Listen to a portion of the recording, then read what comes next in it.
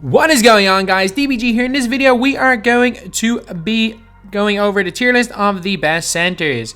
So as you guys are new to the channel, subscribe. We are trying to hit, we're trying to 200,000 subscribers by NBA 2K21. So anyway, now we are going to get onto it. So we're going to start off with some of the cheaper centers, and this is going to change a lot. Like, I actually recorded this one earlier. We had D-Rob in a different tier. We had Aaron Baines in a different tier.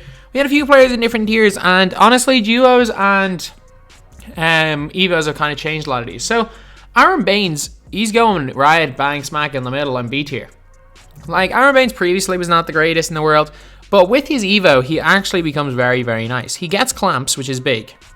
Yeah, he can't speed boost, but in terms of pick and pop jump shooting, he may have one of the best releases in the game. He may honestly have a top 5 pick and pop jump shot release in the game. And now he can actually stick defense a little bit. He's not just blow by bait. He is a bang average center in terms of high level cards, so he's going there. DeAndre Ayton, in terms of high level cards, is D tier. He's not terrible. By no means is DeAndre Ayton terrible, especially when he's evoed up to diamond. He is not bad at all.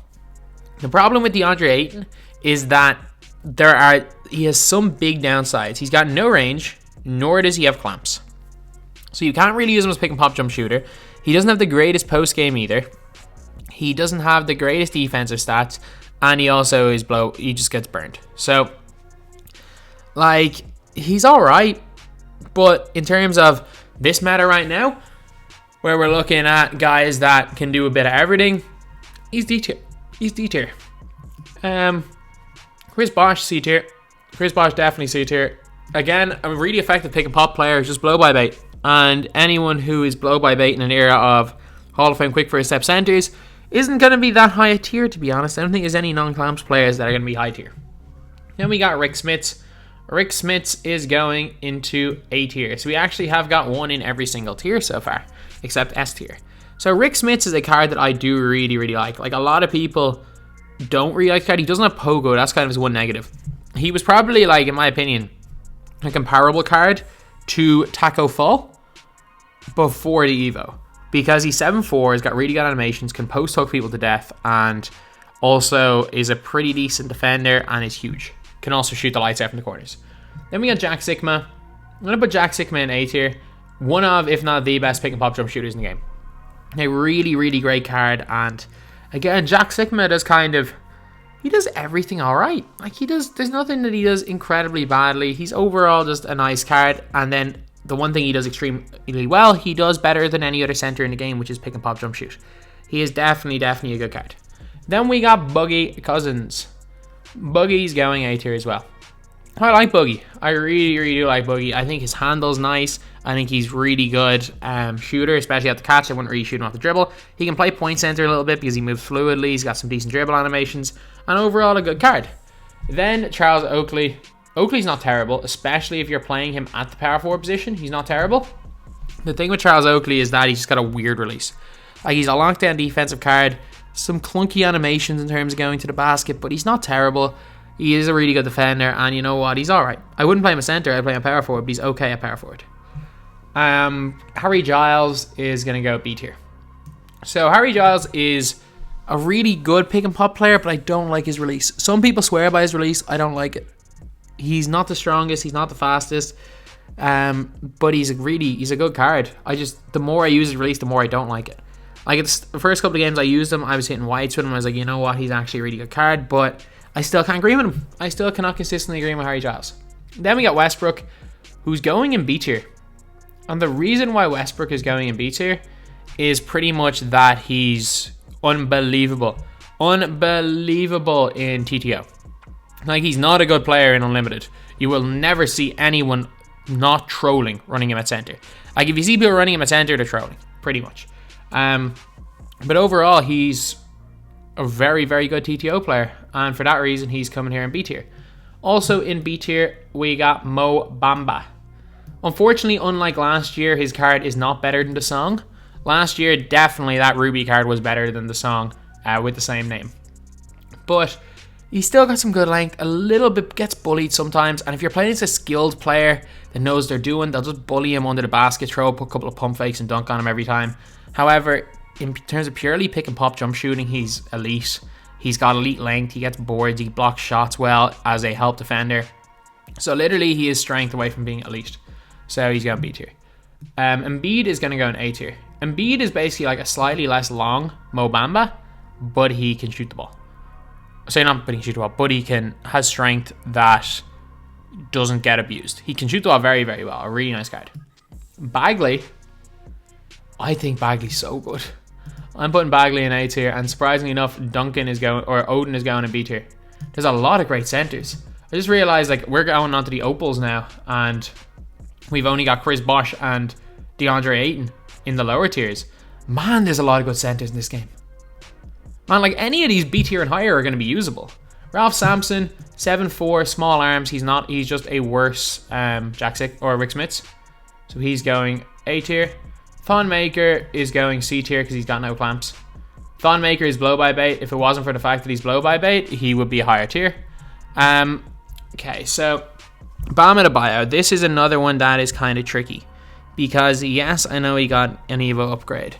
I know he is that good stats wise.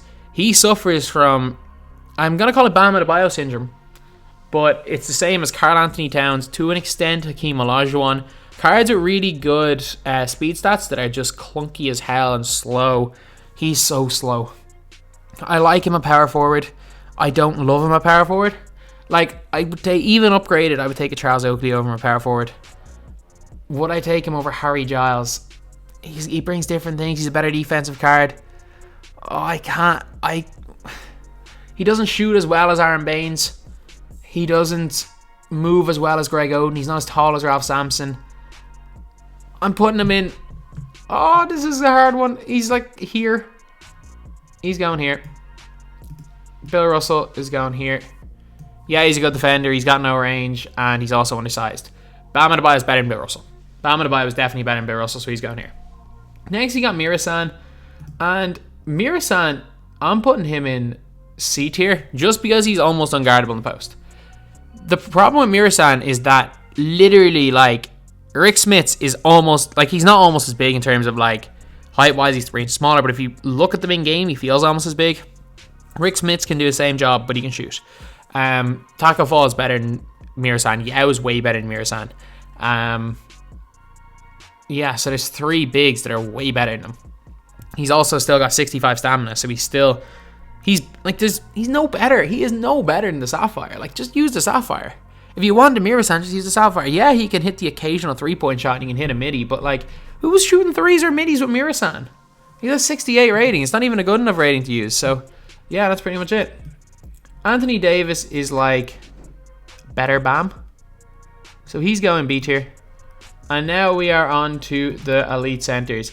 B tier is going to be very, very full right here, I'm guessing. Okay, so Domantas Sabonis. I've used him once or twice. I don't really like the card, to be honest. Not terrible, though. So, he is still an opal. He's still got a good handle. He shoots the ball well. He's a bad opal. Doesn't mean he's a bad card. So, he's going A tier. Eddie Curry. You are absolutely crazy if you think I'm putting Eddie Curry anywhere. And I mean anywhere that isn't S tier. Eddie Curry is going to be in the middle of the month, realistically, on my S tier overall list.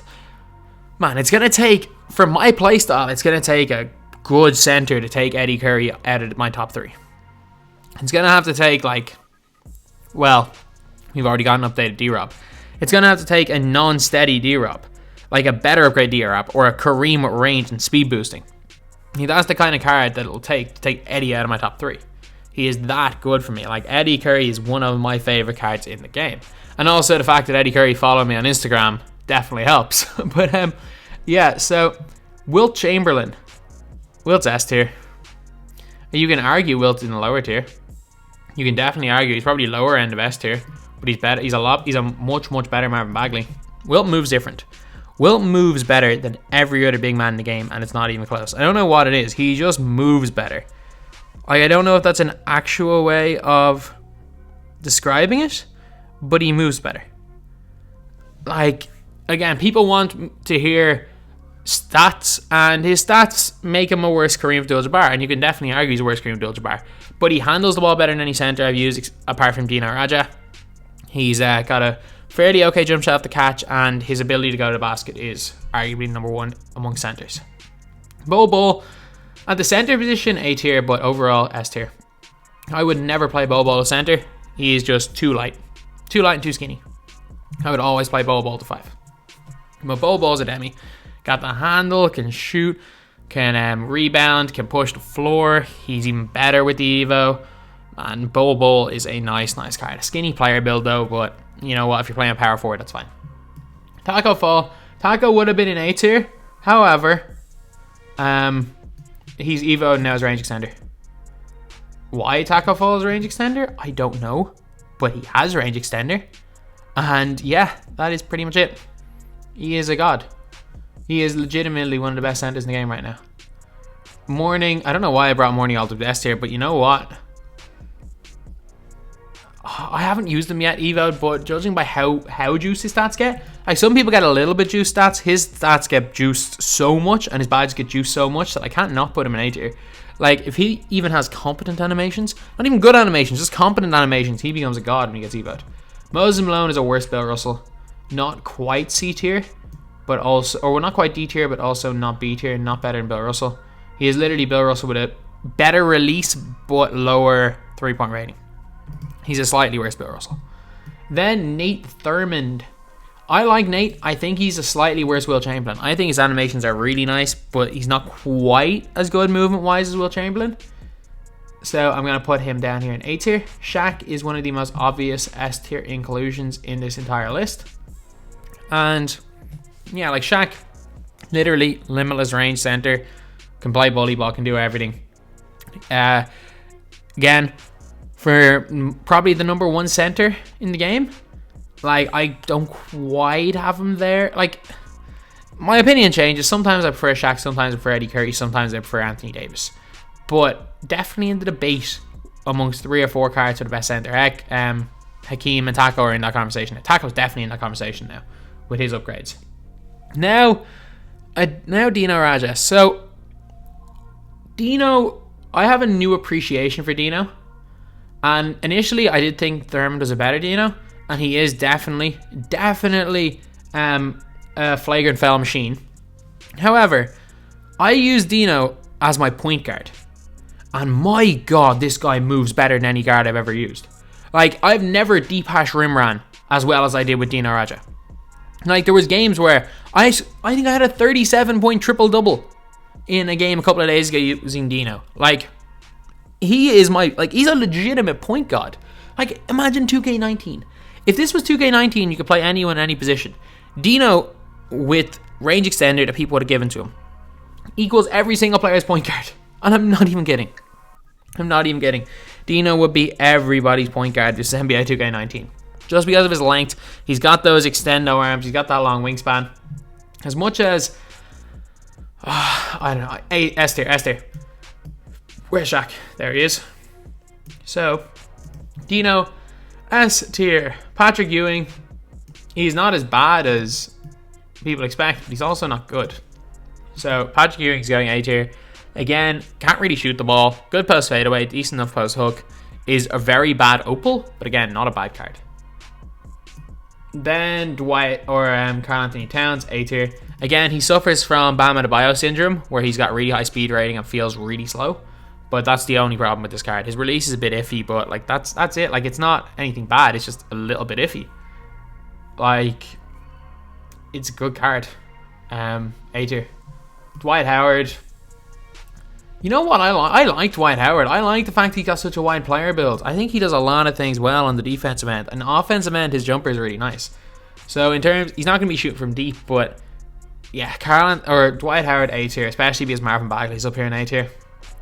I might move Marvin Bagley down a tier. As much as I like Marvin Bagley for budget cards, let's see if I can find Bagley.